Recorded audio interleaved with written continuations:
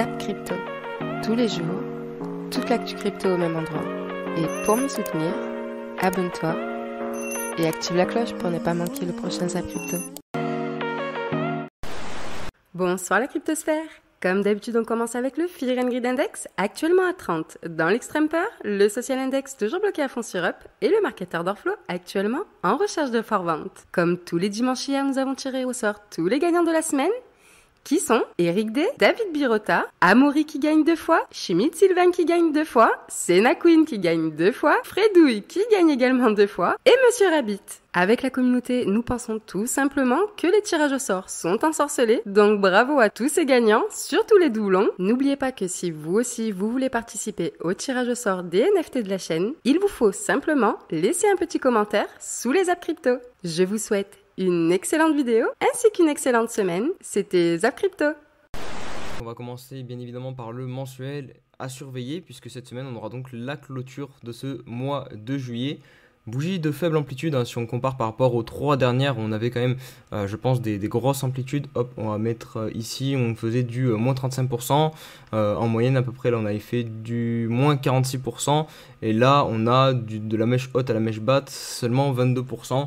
Vous voyez, on a une semaine, un mois un peu moins volatile. Donc au niveau du prix, actuellement 22 000 $ à peu près, on constate qu'on tient donc ce support pour l'instant de l'ancien ATH, 20 000 $. En revanche, le rebond finalement est quand même assez faible. On a le EMA 50, j'en avais parlé, on ne l'a pas encore touché parfaitement, mais pour le coup, on viendrait clôturer un deuxième mois d'affilée sous cette EMA 50. Et autre chose que pour moi, je vais pas mal regarder, c'est le RSI. Vous voyez ici, on a touché une fois ce support, une deuxième fois, et là on l'a transpercé, on passe en dessous, et on semblerait faire un petit pullback à l'inverse, donc valider ce support en tant que résistance. Et ça, ça serait pas fou du tout, donc ça serait intéressant de venir soit hausser pour cette dernière semaine, venir clôturer le plus haut possible, ou alors continuer la descente, hein, pourquoi pas. Mais voilà, il y a deux choses vraiment à surveiller, je pense, sur ce mensuel, c'est le RSI et puis la bougie, hein, voir où on va clôturer, si on va bien clôturer au-dessus des 20 000 $ et tenir support, ou clôturer au-dessus de l'EMA 50. Je pense vraiment que c'est les deux zones, hein. Si vraiment on veut voir quelque chose de bullish, c'est clôturer au-dessus ici des 25 000 $, quelque chose de bearish en dessous des 20 000 $, et sinon, eh bien, on reste dans ce range ici, et c'est plutôt neutre comme clôture. Alors, petit point rapide Ishimoku pour vous montrer qu'on a fait une insertion dans le Kumo et derrière on est ressorti à la baisse. Ça c'est mauvais signe, ça veut dire qu'on a été rejeté. Donc là on aurait une tendance baissière, on a un arrêt potentiel avec une résistance potentielle qui se trouve à 21 500, donc niveau important dont je vous ai donné tout à l'heure. Par contre, si on break, bon, là, il n'y a plus rien pour nous retenir. Peut-être un petit peu la LS, le temps qu'elle casse, mais bon, l'un dans l'autre, on sait que ça va être assez faible. Et après, derrière, on va avoir du mal, on va se heurter tout de suite au Kumo qui va être dans les 20 000 $ avant de repartir. Donc, il est possible que l'on retrouve un cours, si on regardait que du Ishimoku, qui fasse hop, ça, avant de pouvoir remonter. D'accord? Donc, il y a retester cette zone-là. Donc là, on a quand même une indication d'une convergence à minima sur les 20 000, potentiellement, pour pouvoir repasser en dessous du Kumo, si jamais on est rejeté systématiquement au niveau du Kumo. Ça, c'était un range sur lequel on avait fait un breakout ici. On avait fait un magnifique breakout. Donc vous le savez, hein, quand on fait un breakout, la plupart du temps, on fait un pullback. Donc on a fait déjà un premier pullback ici, puis derrière, on a fait le pump, et en fait, on est en train de faire un deuxième pullback. Ça, c'est quelque chose qui est aussi souvent fait. Donc là, il est fort possible qu'on revienne tester les 21 624 $, qui est le haut de l'ancien range. Quoi qu'il arrive, ce haut de l'ancien range, c'est le niveau à ne jamais péter. Quoi qu'il arrive, il peut se passer tout ce qu'on veut, mais il ne faut pas péter ce haut du range qui est là. Donc là, on est en vue jour. Ça veut dire que si on a une journée à 2 h du matin qui clôture en dessous de ce niveau-là, ce sera une cassure du range par le haut. Et donc le but d'une cassure du range en venant du haut, c'est d'aller chercher le bas du range. Le bas du range qui se situe ici, 18 971 $. Donc méfions-nous de ceci. Donc maintenant, c'est pour ça que je vous dis, là on arrive dans une zone de prise de décision parce que là, dans les 1, 2, 3, 4, 5, 6 jours, voire peut-être 7 jours. Donc là, dans la semaine qui arrive, soit on pète le canal descendant par le haut et dans ce cas-là, on a le pump avec les potentiels 23% à aller chercher. Soit malheureusement, on casse le range, enfin on casse le haut du range par le bas et dans ce cas-là, on crash pour aller chercher le bas du range, voire même des points beaucoup plus bas. Donc là, vous l'avez compris, on arrive sur une zone de prise de décision. Surtout que là, on s'est fait rejeter déjà. Combien de fois on s'est fait rejeter? On s'est fait rejeter une fois, 2 fois, 3 fois, 4 fois. 5 fois. On s'est déjà fait rejeter 5 fois par le haut du canal descendant. Vous le savez, le haut d'un canal est une zone de support de résistance majeure. Donc tant qu'on n'arrive pas à péter le haut du canal, on est bloqué. Aujourd'hui, le niveau qu'on doit péter, il est ici. 22 664 $. Pardon, 22 670 $. Si on pète ce niveau, effectivement, ce sera très bien. Signal d'achat pour pump. Si on n'arrive pas à péter ce niveau, aïe, attention. Et également, au niveau de l'order flow, c'est assez intéressant, puisque bon, ça je pense que j'en ai parlé sur YouTube, très probablement. Je vais juste ici, non, je vais laisser le ratio, il me dérange pas forcément. Juste, je vais le baisser un petit peu pour l'instant. Voilà. Non, je voulais pas faire ça du tout. Je vais le remettre sur une nouvelle échelle. Hop, je vais juste, voilà, le dégager là. Et du coup, ici, bon, box violette, ça je pense qu'on en avait parlé. Tant qu'on évoluait au-dessus, c'est bullish, puisqu'en fait, les vendeurs qui sont venus shorter ici sont bloqués. Mais rappelez-vous, dès qu'on revient dedans, ou qu'on passe dessous, ça devient bearish. Pourquoi? Parce que, donc baissier, parce que c'est les acheteurs qui ont acheté qui sont bloqués. Et donc là, il s'est passé quoi? Rappelez-vous, grosse hausse d'open interest, ce qui veut dire qu'il y a beaucoup de gens qui ont déclenché des longues et des shorts ici. Et là, depuis qu'on est en train de revenir dans cette box violette, plus particulièrement depuis ici, il se passe quoi? Bah, il se passe qu'on a un open interest qui chute beaucoup. Donc c'est-à-dire qu'il y a beaucoup de positions qui se ferment, et des longues et des shorts, mais que la majorité de positions qui se ferment sont plutôt des shorts, parce que le ratio short il est en train de s'effondrer. Et du coup, c'est ce qui veut dire que les acheteurs qui étaient rentrés ici et les vendeurs, les vendeurs, ils en ont profité pour se barrer là, depuis qu'on est revenu ici. Donc eux, ils sont sortis à break-even sans perte. Et ce qui veut dire que la majorité qui reste ici, c'est des acheteurs. Et donc eux, ils sont coincés pour l'instant. Et en tout cas, ils sont à break-even pour le moment. Et du coup, si on rebascule vraiment sous la zone violette, bon bah ça veut dire qu'on s'attaque à ces acheteurs et que là, du coup, il y aura plus de probabilité de venir tout simplement nettoyer les stops. Et donc les stops sont où? Bon bah sous ce creux également. Et après, bon bah c'est sous ce creux aussi, sous les précédents creux. Donc ça voudrait dire au moins qu'on puisse venir sous les 21 400 pour nettoyer les creux d'ici. Je serais pas étonné qu'on puisse voir aussi un truc comme ça dans la journée. C'est-à-dire ici, revenir au-dessus de ce sommet si la session US est bullish. Et après, s'il y a des signes de faiblesse, voilà, qu'on puisse repartir au sud, comme ça, juste en fait capturer tous ceux qui auraient shorté le marché ici, pour derrière pouvoir se retourner à nouveau. Difficile d'être bullish, je vous le dis honnêtement. Après, peut-être que vraiment on va redéclencher quelque chose d'haussier, ça on verra, ça pourrait se faire grâce au marché US. Mais à l'instant T, c'est très compliqué d'être bullish dans le sens où bah, déjà la majorité qui était coincée niveau bear, bah, eux ils sont plus trop coincés et que c'est les acheteurs qui sont coincés pour l'instant, que les ratios longues remontent. Ce qui veut dire que la majorité bah, repasse longue en fait tout simplement. Il y a un gros déséquilibre au niveau des deux ratios. Et voilà, ça c'est des raisons qui font que c'est compliqué d'être bullish et aussi bah, des raisons qui font que quand tu as un momentum qui refait des divergences, que tu as un marché qui, après un breakout, donne un premier signal baissier, puis un second dans la foulée, puis que tu as un paquet d'altcoins qui ont aussi cette tronche-là, ça on en parlera dans la vidéo de la newsletter du coup que je vais tourner juste après, qui sortira aujourd'hui ou demain, bah, on n'est vraiment pas dans un environnement où, en tout cas pour l'instant, on peut se dire « Ah c'est bon, c'est reparti pour des rallyes aussi, au moins des retracements ». Mais parlons maintenant de ceci, encore un graphe de TechDev super intéressant, et ce que vous pouvez voir cette fois, c'est qu'à partir du sommet jusque là au fond, eh bien on peut remarquer le même style de structure intéressante. Premièrement, on a un retrait, vous avez un rallye au sein du bear market, ce qui piège en fait beaucoup de personnes qui redeviennent bullish un peu trop vite, genre ok on y va all-in car c'est reparti, et finalement après ce rallye on rechute encore une fois, on se consolide, et ensuite vous avez une toute dernière secousse pour les marchés. Après ça vous avez ce même niveau qui vient nous aider en tant que résistance alors qu'on vient le rechercher, et on finit après par le redépasser. Vous pouvez d'ailleurs aussi regarder le RSI, c'est assez semblable, encore une fois vous pouvez venir juste ici en bas, vous avez un rallye dans le bear market, boum on chute, après on a de la consolidation, et puis une fois qu'on dépasse ceci, alors c'est vraiment là qu'il est sage de reprendre une position longue sur le Bitcoin, et vous avez encore quelque chose de similaire ici. Donc regardez ça, même chose, un retrait et puis un rallye dans le bear market, les gens pensent une fois encore qu'on est reparti pour conquérir notre précédent all-time high en un rien de temps, et puis une chute encore, on se consolide avant de voir la toute dernière secousse sur les marchés, c'est la même chose ici sur le RSI, vous avez la ligne de tendance ici, dernière chute conséquente, et seulement après, lorsqu'on dépasse ce gros niveau juste là, alors le précédent support qui se comporte cette fois comme de la résistance, on le dépasse, pareil de ce côté sur le RSI, et c'est là qu'on veut vraiment entrer dans une position longue.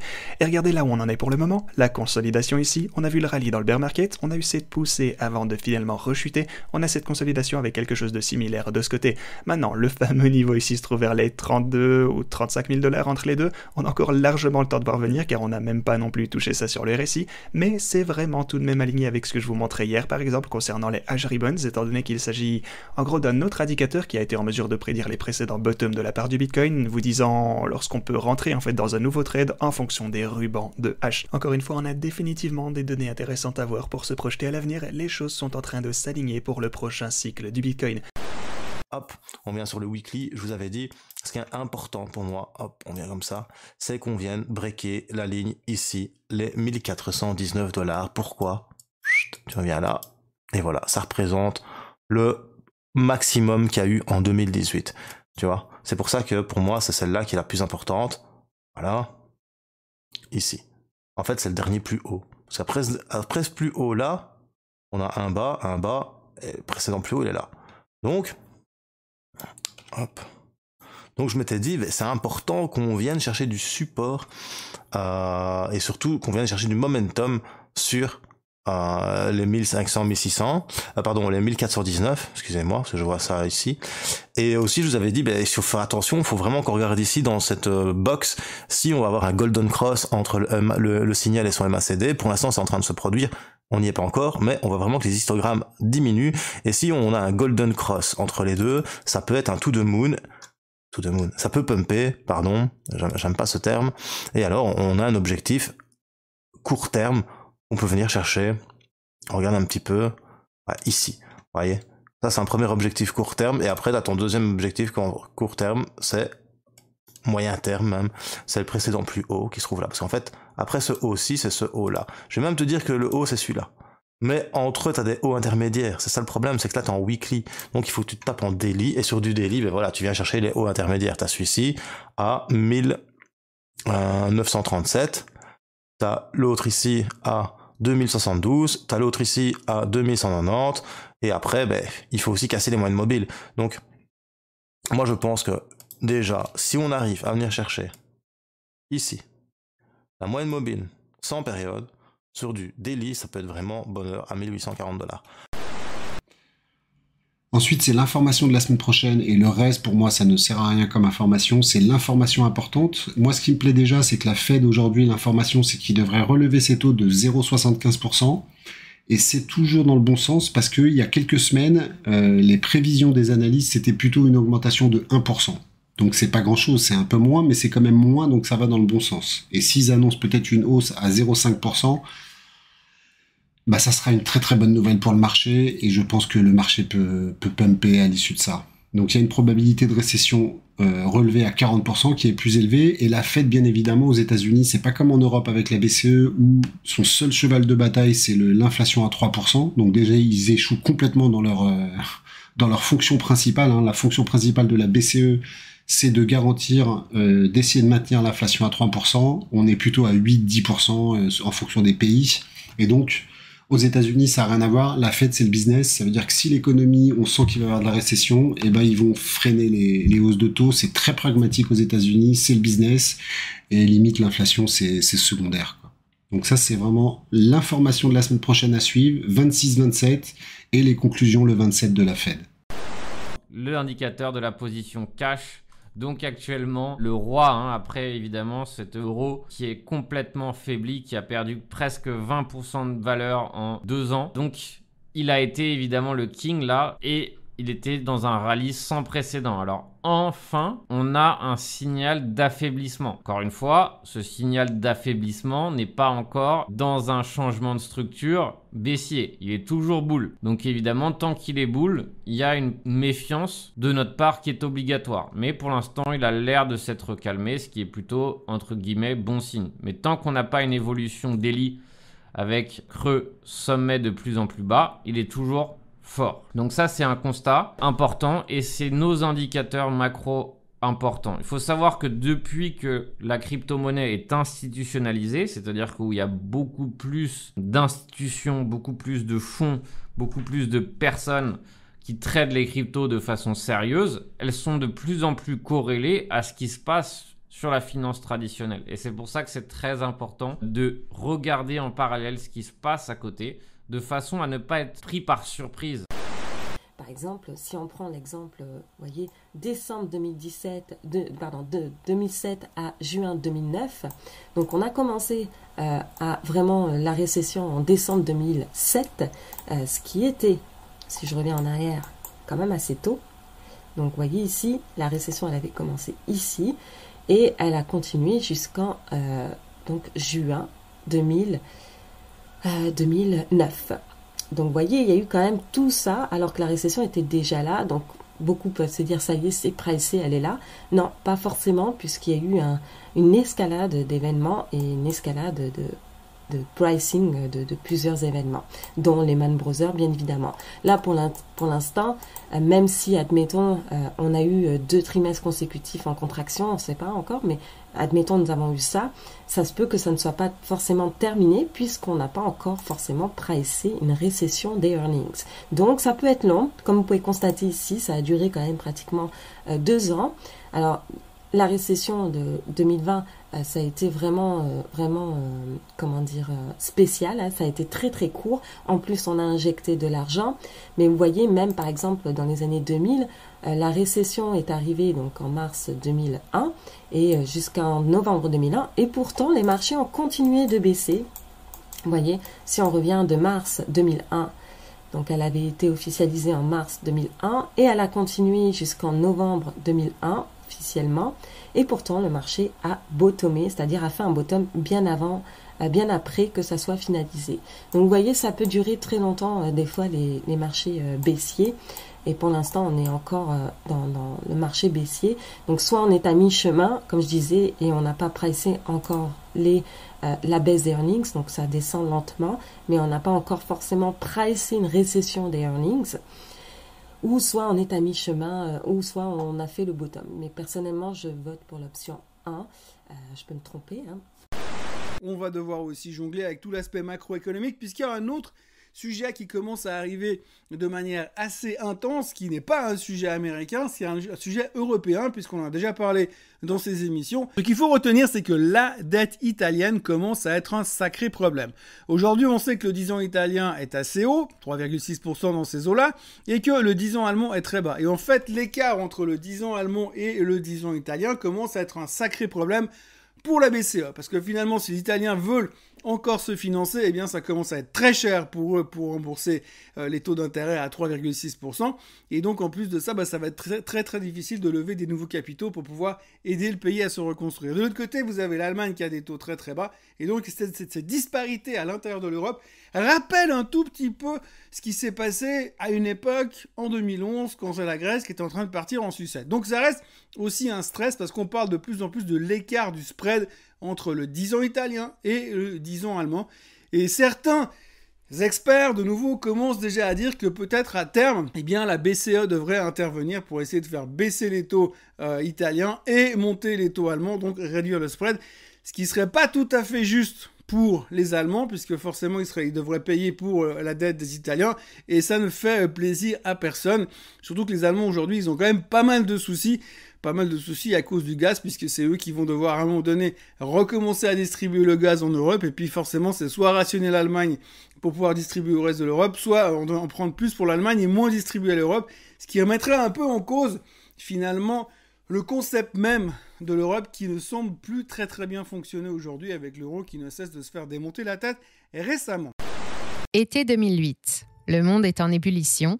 Depuis un an environ, toutes les banques, quasiment partout sur la planète, se débattent avec une crise de confiance inédite et un krach boursier lié à une hausse des taux. Certaines d'entre elles, pas mal à vrai dire, détiennent un certain produit financier complexe, connu sous le nom de subprime, et sont même en danger de mort.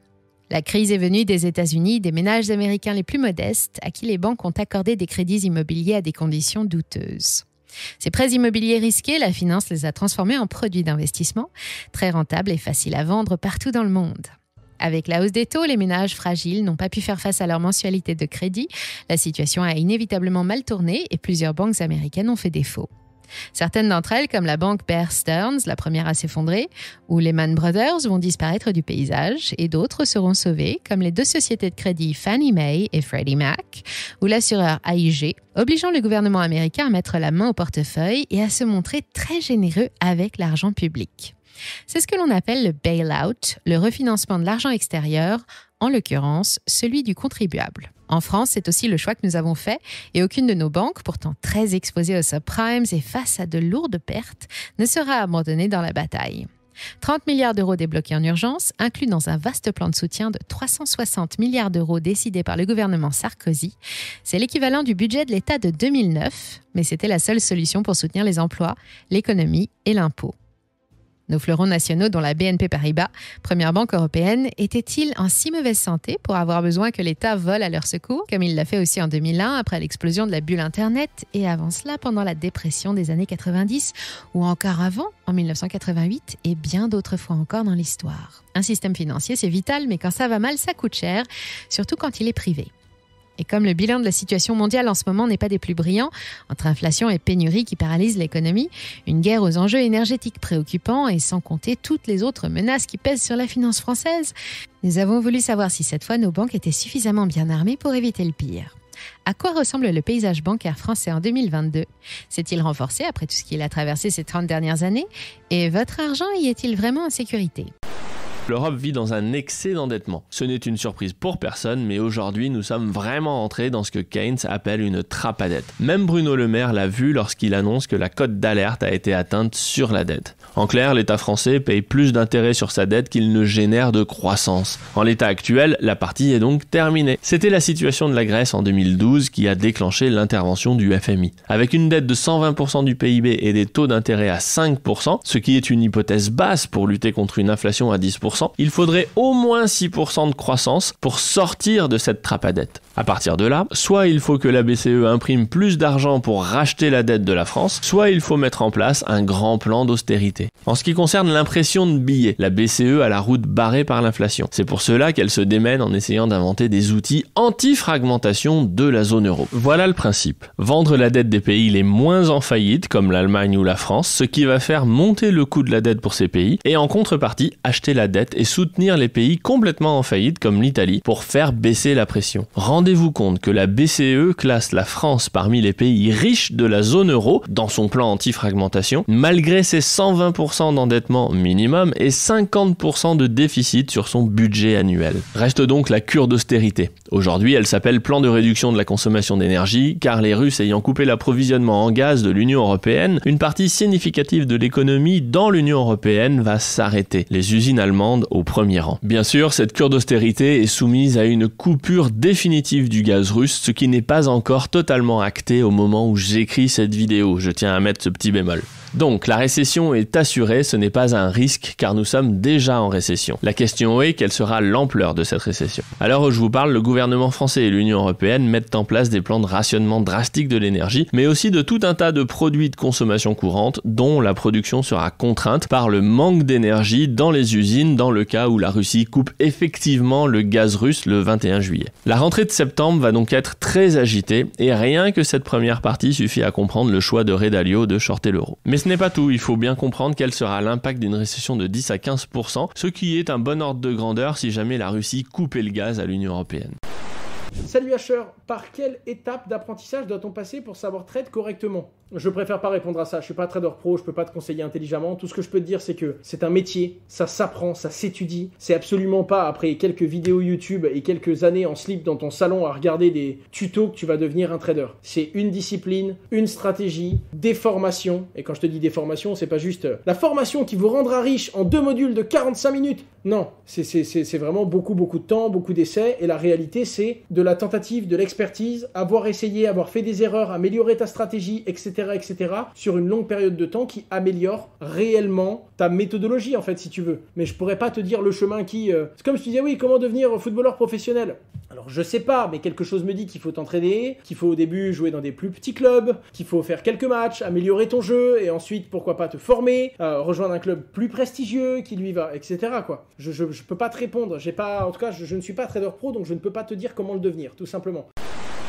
C'est quoi le conseil que tu donnerais à un gamin ou une gamine de 18 ans qui n'a pas envie de rester dans des codes, qui a envie de faire autre chose différemment? Ouais. C'est quoi le conseil numéro 1 que tu donnerais? Le conseil numéro 1, c'est d'arrêter de prendre ses rêves pour des réalités. Il y a un vrai problème avec la génération... la vôtre, là. Son regard de mépris jeté à sa droite. Lui, là. C'est que dans votre génération, on vous a raconté que vous aviez le droit de réaliser vos rêves. C'était que la distance entre vos rêves et la réalité, c'était un dû.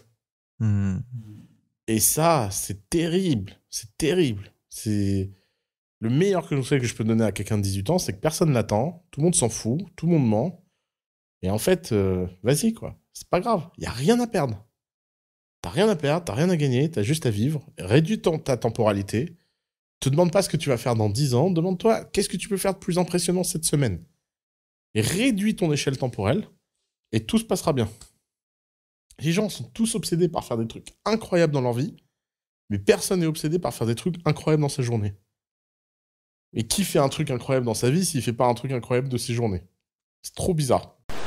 Les 5 éléments qui pourraient faire que le marché baissier se termine instantanément. Bon, on vous cache pas que nous, on trouve ça un petit peu light. On va les lister déjà? Pour rester courtois. Ouais, carrément.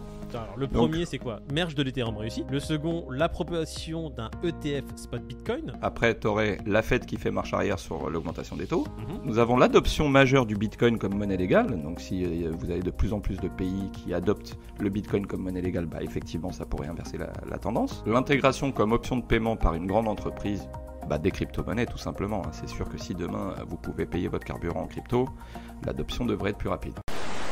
Aujourd'hui, nous allons vivre un moment historique. Le lancement de la première vente du Sangokoi dans quelques heures au moment où je fais cette vidéo. Je voulais également alerter les pays de la zone du franc CFA sur le risque de dévaluation de leur monnaie, suite à la chute de l'euro face au dollar, qui va entraîner avec lui malheureusement le CFA. En fait, Vitalik a commencé par dire que le protocole Ethereum, c'est quelque chose qui est en train d'évoluer. Il y a une longue et complexe transition qui est en train de se faire vers un système qui va être vraiment plus robuste et tout simplement plus puissant. Et là, il est en fait revenu sur la roadmap. Sur la roadmap du protocole Ethereum qui existe depuis un certain temps maintenant. Ça fait quelques mois qu'elle a été publiée par Vitalik justement. Et il est revenu sur les principaux points de cette roadmap. Donc de merge, c'est l'aspect qu'on connaît le plus avec la transition vers le proof of stake. On passe du proof of work au proof of stake. Donc c'est ce qui va faire tout simplement que le protocole Ethereum va consommer beaucoup moins d'énergie et que les mineurs vont disparaître au profit des stackers. Donc c'est une très grande... force en fait pour le réseau Ethereum parce que ça fait aussi une diminution du nombre d'Ethers qui est créé à chaque fois. On en reparlera un peu dans la vidéo. Mais voilà, et l'autre point c'est vraiment la disparition du Proof of Work qui a vraiment un impact énergétique énorme. Donc ça a très bien avancé. C'est en bonne voie pour être mis en place d'ici septembre voire octobre. Après, en fait, il y a quelques autres points qui sont, on va dire, des bonus qui devraient arriver plus tard, tels que le Single Secret Leader Election. C'est un point très important qui va permettre, en fait, par la suite, d'être mieux protégé contre les attaques de déni de service. Donc, les gens qui veulent vraiment stopper le réseau Ethereum, avec le Proof of Stake, c'est quelque chose qui sera théoriquement possible. On pourra avoir à l'avance les personnes qui vont proposer les nouveaux blocs du réseau Ethereum et on pourra essayer de les cibler pour les attaquer. Avec cette fonctionnalité-là, ça disparaîtra. La deuxième mise à jour majeure, c'est The Surge. C'est quoi The Surge? C'est ce dont on va le plus parler après de Merge. C'est en fait l'apparition du sharding. Les shardings, c'est cette division, on va dire, des blockchains. Pour faire vraiment très simple, au sein du réseau Ethereum, il n'y aura plus qu'une blockchain. Il y en aura, on va dire, plusieurs. Elles vont communiquer les unes avec les autres. Dans l'écosystème crypto, la technologie évolue à une vitesse folle, mais pourtant ça se reflète pas forcément toujours dans les valorisations. Quand les prix ralentissent, l'innovation elle reste là et elle continue en tout cas en ce moment. Et donc c'est le meilleur moment pour vous investisseurs de regarder un peu encore ce qui se passe, de continuer à apprendre pour préparer les prochaines vagues de hausse. Aujourd'hui on va parler des Layer 2, ces secondes couches d'Ethereum qui vont permettre d'apporter la scalabilité à cette blockchain. Et plus précisément dans les Layer 2, on va parler de ZK Rollup. Et plus précisément dans les ZK Rollup, on va parler de Starknet. Donc oui, ça va être très précis. À mon sens, je l'ai déjà dit sur cette chaîne, mais ce sera le grand sujet de 2022, 2023 et peut-être même 2024. Et ça se reflète dans les chiffres, hein, parce que la société dont on va parler aujourd'hui, qui est la société Starkware, représente environ 8 milliards de valorisation pour environ 80 salariés. Donc on peut dire que ça fait quelques millions par salarié, on peut le dire. Et il n'y a pas que la société dont on va parler aujourd'hui qui est Starkware, il y a d'autres sociétés de ZK Rollup qui sont elles aussi évaluées à des valorisations qui sont très très élevées, il faut le dire. Donc bear market ou pas, ça a l'air quand même de rouler pour les ZK Rollup. Donc si vous voulez tout savoir sur cette technologie et avoir quelques pistes pour ensuite faire vos propres recherches et aller creuser sur tel ou tel écosystème, eh ben vous êtes au bon endroit puisque je vais tout raconter dans cette vidéo. Et quand on clique sur ça, waouh, 10% de rémunération, 8%, 9%, c'est génial, c'est magnifique tout ça, c'est extraordinaire. Voilà ce que tu vas toucher, voilà ta rémunération, blablabli, blablabla. Faites l'effort d'arrêter de rêver. Parce qu'encore une fois, les gens qui ont cru dans ça et qui ont perdu de l'argent, bah, c'est de leur faute. Si vous avez été assez stupide pour croire que l'argent facile existe, eh ben c'est de votre faute. Voilà ce que vous pouvez facilement entendre sur la DeFi, la finance décentralisée sur la crypto. Bien sûr, c'est ce que vous disent les boomers, mais aussi ce que disent beaucoup de bitcoiners qui n'ont pas bossé le sujet et qui hurlent à la lune en faisant des ronds rouges sur nos pages de vente de notre lettre d'investissement. Alors aujourd'hui, on va vous expliquer comment nous gagnons de l'argent grâce à la DeFi, d'où vient l'argent et pourquoi nous n'avons pas été impactés par toutes les casseroles qui ont explosé ces derniers temps comme Terra Luna, Celsius et autres Voyager, pas plus que la chute des cours. Soyons constructifs, informatifs et pour le reste, selon l'expression doublement présidentielle, ça m'en touche une sans bouger l'autre. Je vais vous parler aujourd'hui des CEX et des DEX. On va parler un petit peu de la différence entre les deux. Enfin, des différences entre les deux. Donc CEX, ça s'écrit C-E-X et DEX, D-E-X. Et la différence entre les deux, c'est qu'un CEX, c'est centralisé et un DEX, c'est décentralisé. Les deux sont des échanges sur lesquels on peut passer d'une crypto-monnaie à l'autre.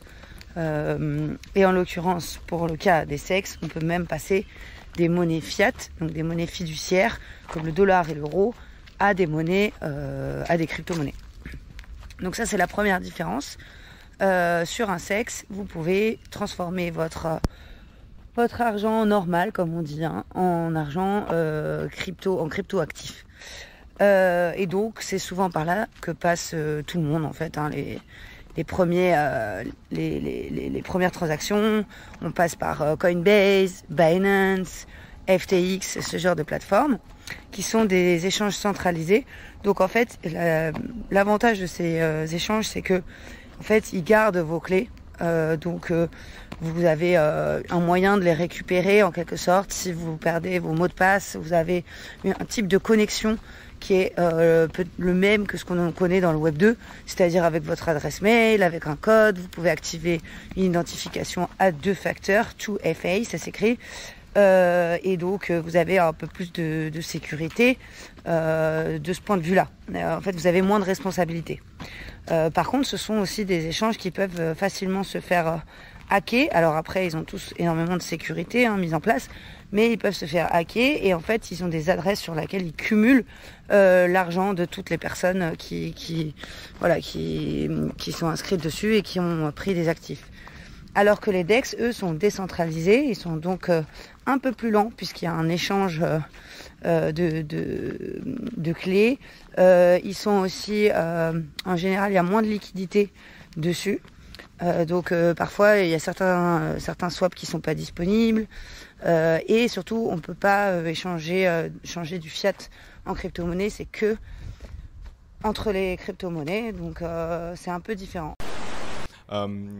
Est-ce que dans un monde, dans 5 ans, HappyWine et puis d'autres solutions de ce style-là pourraient, je sais pas, être connectées à soyons fous, je sais pas, à Realty pour avoir une tokenisation et tout de suite avoir ses rendements, être connecté à mon salaire que je reçois dans la blockchain pour l'avoir tout de suite avant la fin du mois parce que j'ai besoin d'acheter un truc important ou j'ai besoin de cette liquidité pour aller faire un trade en achetant un Ether avant qu'il monte ou le shorter, je ne sais. Est-ce qu'on peut imaginer ça chez HappyWine dans un monde blockchain idéal? Je pense que tout ce que je peux dire, c'est qu'on peut très bien l'imaginer et bien plus tôt que dans 5 ans. Ouais. C'est évidemment des sujets sur lesquels on travaille. Le but, c'est que la DeFi, c'est différentes économies, différents standards de tokens, différentes technologies. Et nous, on veut être un protocole DeFi et ça veut aussi dire avoir un outil qui soit permissionless, avoir un outil où les gens puissent lister leurs assets, que ce soit AV ou le dernier protocole DeFi qui se lance et qui fait un concept similaire ou différent. On veut qu'ils puissent être directement connectés à API. Donc ça, c'était pour une première classe d'assets. Et évidemment qu'en fait, le marché des intérêts, c'est...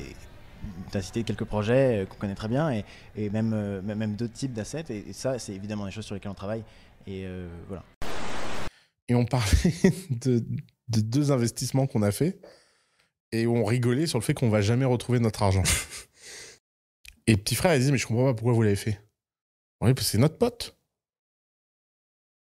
Un esprit communautaire, c'est ton pote, tu fais une boîte, tu fais un chèque. Tu crois pas à sa boîte, c'est pas ton problème. C'est pas toi qui l'a fait, la boîte, c'est lui. Est-ce que tu vas discuter ou pas? Non. Et ça, dans la vallée, je l'ai vu. Dans la vallée, quand les gens investissent, ils investissent tous ensemble. Ils mettent des petits chèques. Ils vont pas mettre... On n'est pas en train de demander aux gens de mettre leur patrimoine par la fenêtre. Mais ton pote, il fait un truc, tu donnes un chèque. Et quand j'étais petit, ma mère, elle me disait, quand un de nos cousins, il ouvre un business, on va et on paye plus cher. Parce qu'on le soutient. Nous, on n'arrive même pas à liker le post des potes. Moi, je like 100% des posts de Théo. Tu peux aller vérifier? Tous les jours. Ouais. T'as une petite alarme. Non, dès que j'ouvre LinkedIn, il est dessus. Je like. Dès que j'ouvre Insta, il est dessus. Je like. Mais moi, je like 100% de tout ce que mes amis font. Parce que c'est le minimum. Moi, je me dis, mais qu'est-ce qu'ils foutent les gens à pas liker de leurs potes? Tu devrais avoir minimum comme like journalier ton réseau entier. Bah non. Ça va, ça coûte rien, like.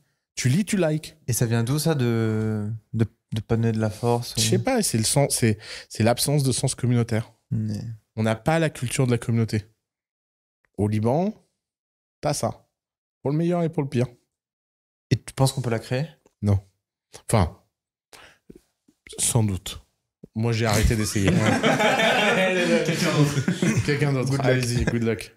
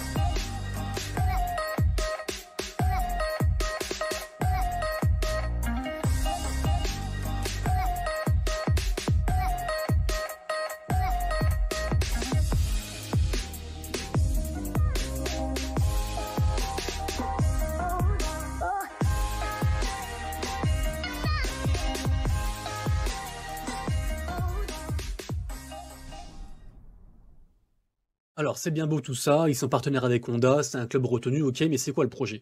Le projet, c'est tout simplement d'allier NFT et e-sport, et ce grâce à l'utilité du NFT.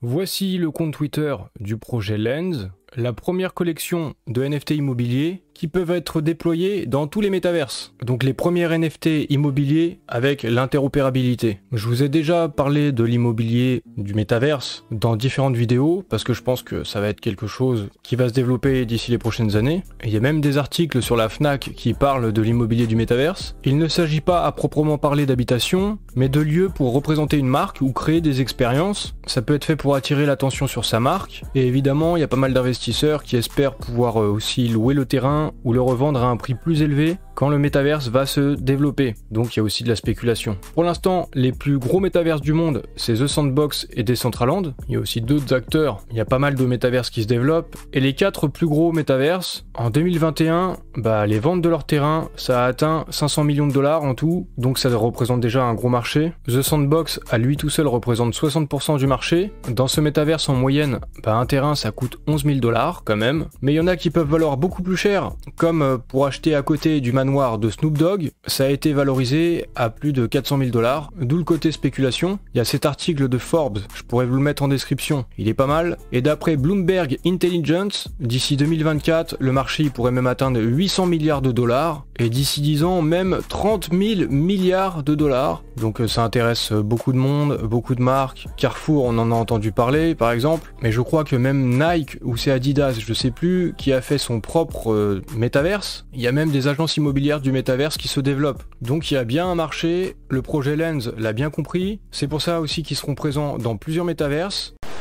Les amis, on se retrouve directement sur le site de Yadec, je vous mets le lien en description. Donc c'est la toute première ligue de rap digital, ils sont en collaboration avec Warner Music France, avec Snap. Snap, c'est eux qui délivrent tout simplement les disques d'or de diamant qui te font un classement chaque semaine des ventes des artistes. Et Bouska qui fait partie d'un média tout simplement autour de la musique urbaine. Donc qu'est-ce que c'est Yadec? Ça sera des cartes des artistes tout simplement qui seront à collectionner. Tu pourras acheter, les revendre, des cartes qui vont prendre de la valeur. Ça sera aussi un jeu, tu vas pouvoir jouer avec ces cartes-là pour gagner d'autres cartes, gagner des euros, gagner des éthers. C'est quand même quelque chose d'assez énorme. Donc là, on te dit, voilà, mise sur le succès de tes artistes préférés chaque semaine. Donc tu montes un crew, ouais, vas-y, mon crew de 5 artistes et t'affrontes d'autres joueurs. Donc en gros, chaque semaine, tu prendras 5 de tes cartes et t'affronteras d'autres joueurs. Et la puissance de tes cartes, elles vont dépendre de leur rareté, elles vont dépendre aussi de l'artiste, de sa popularité, de ses ventes et compagnie. Et les gagnants, tu vas gagner d'autres cartes, tu vas gagner, ici, tu vois d'autres cartes ici, tu vas gagner de l'Ethereum, tu peux gagner aussi des trucs exclusifs, des euros, tout ça. Donc pour gagner des lots, des contenus exclusifs, voilà, vous pourrez profiter de contenus exclusifs proposés par les artistes en achetant leurs cartes, remportant des lots, Ether, cartes Yadec et euros, et participant aux compétitions chaque semaine. Donc les cartes Yadec peuvent prendre de la valeur, donc la rareté de la carte et le succès de l'artiste sont des facteurs déterminants. Tu vois, ça ressemble un petit peu au jeu Sorare tout simplement, où tu as des cartes de foot, et lorsque les footballeurs, ils ont de la popularité qui monte, ils marquent des buts et tout, bim, le prix des cartes il s'envole complet. Tu peux aussi utiliser les cartes pour jouer, pour gagner des trucs, donc vraiment c'est super bien pensé, et là c'est tout autour de la musique urbaine, c'est vraiment un beau projet. Alors, ce zap t'a plu ? Dis-moi en commentaire quelle est l'actu qui t'a le plus intéressé. Et si tu as manqué les actus d'hier, retrouve juste ici le Zap Crypto de la veille.